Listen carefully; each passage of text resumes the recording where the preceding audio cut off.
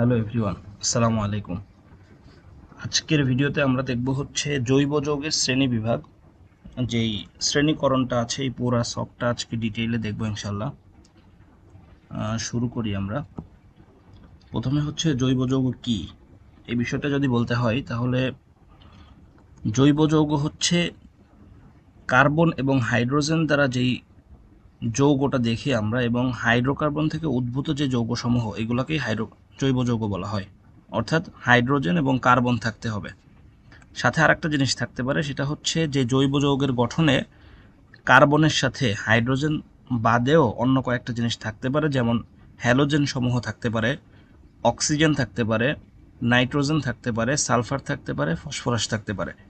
এই জিনিসটা আমরা সহজে মনে রাখার জন্য মনে রাখতে পারি হচ্ছে একজনের সেলের পক্স হয়েছে, এই জিনিসটা দিয়ে আমরা মনে রাখতে পারি। যেমন সন, সন মানে ছেলে, SON P X, এক্স মানে হচ্ছে হ্যালোজেন এখানে।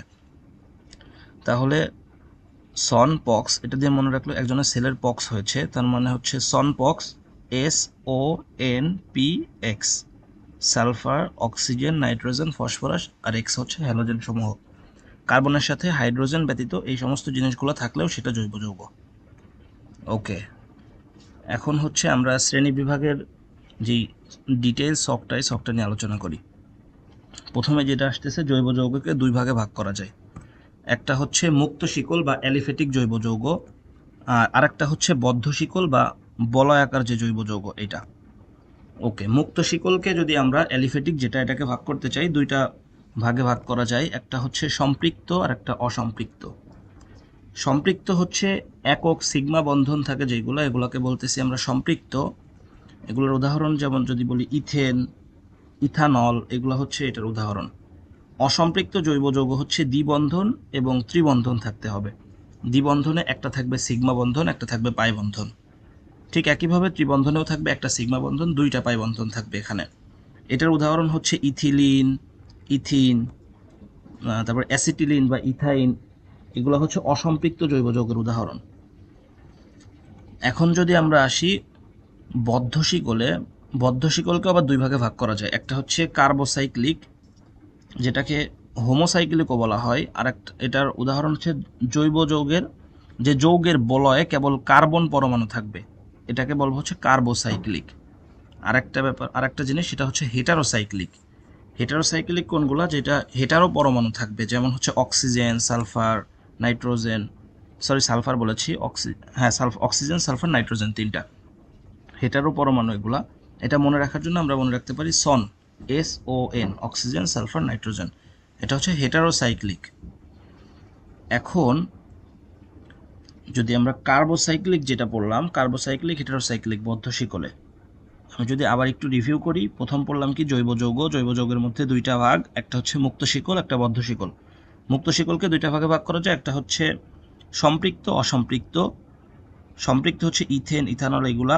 অসম্পৃক্ততে হচ্ছে দ্বিবন্ধন বা ত্রিবন্ধন থাকবে, যেমন ইথিলিন, ইথিন, বা অ্যাসিটিলিন বা ইথাইন, এগুলা। আর হচ্ছে বদ্ধ শিকলের মধ্যে কার্বোসাইক্লিক, হেটারোসাইক্লিক। এখন হচ্ছে কার্বোসাইক্লিকটা আমরা একটু দেখি। কার্বোসাইক্লিকের মধ্যে থাকবে হচ্ছে অ্যালিসাইক্লিক একটা, আর একটা হচ্ছে অ্যারোমেটিক। এখন অ্যালিসাইক্লিকের উদাহরণ হচ্ছে সাইক্লোপ্রোপেন, সাইক্লোবিউটেন, সাইক্লোহেক্সেন, এগুলো অ্যালিসাইক্লিক। অ্যারোমেটিক কোনগুলা? অ্যারোমেটিক হচ্ছে বেনজিন, ফেনল, ন্যাপথলিন, অর্থাৎ যেগুলো হচ্ছে ঘ্রাণ আছে, অ্যারোমেটিক।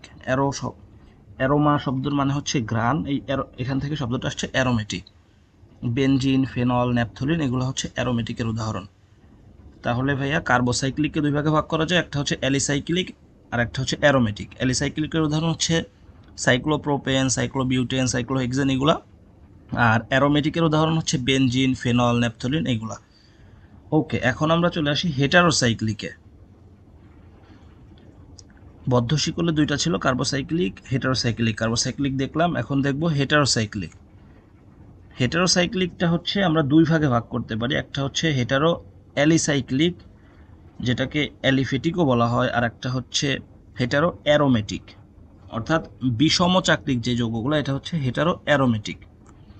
ওকে, হেটারো অ্যালিসাইক্লিক হচ্ছে ইথিলিন অক্সাইড বা ইপক্সি ইথেন। MCQতে এই টাইপের জিনিস আছে, কোনটি ইপক্সি ইথেন, তখন হচ্ছে এটার অ্যান্সার ইথিলিন অক্সাইড হবে, এই টাইপের MCQ আসতে দেখা যায় পরীক্ষায়। এরপরে হচ্ছে হেটারো অ্যারোমেটিকের উদাহরণ যে দেখি তাহলে থায়োফিন, ফিউরান, পাইরোল, তারপরে হচ্ছে পিরিডিন, এগুলো হচ্ছে হেটারো অ্যারোমেটিকের উদাহরণ। ওকে, তাহলে আমরা যতগুলা ছক এখন পর্যন্ত দেখলাম প্রত্যেকটা মানে সবগুলাকে যদি আমরা একত্র করে দেই, আচ্ছা একটা ব্যাপার এখানে তোমরা নেক্সট যেই স্লাইডটা দেখানো হচ্ছে স্লাইডে টোটাল পুরা জৈব যৌগের যে শ্রেণীবিভাগটা একসাথে দেখানো হচ্ছে, একটা স্ক্রিনশট নিয়ে রাখতে পারো, পরবর্তীতে রিভিশন দিতে সহজ হবে, অথবা এই ছকটা দেখে খাতায়ও তুলে ফেলতে পারো, এটা সবচেয়ে ভালো আর কি, খাতায় লিখে রাখা। ওকে, আমি কয়েক সেকেন্ড এই পেজটাতে সময় নিই, একটা স্ক্রিনশট নিয়ে ফেলতে পারো তোমরা। আশা করি যাদের স্ক্রিনশট নিয়েছো বা যদি কেউ খাতায় লিখতে চাও এখানে পজ করে ভিডিওটা এখান থেকে লিখে ফেলতে পারো খাতায়। ওকে ঠিক আছে, আজকে এটাই ছিল জৈব যৌগের শ্রেণীবিভাগের একটা শর্ট ভিডিও।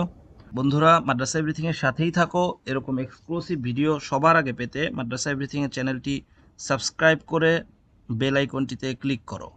দেখা হচ্ছে অন্য কোনো ভিডিওতে। আল্লাহ হাফেজ।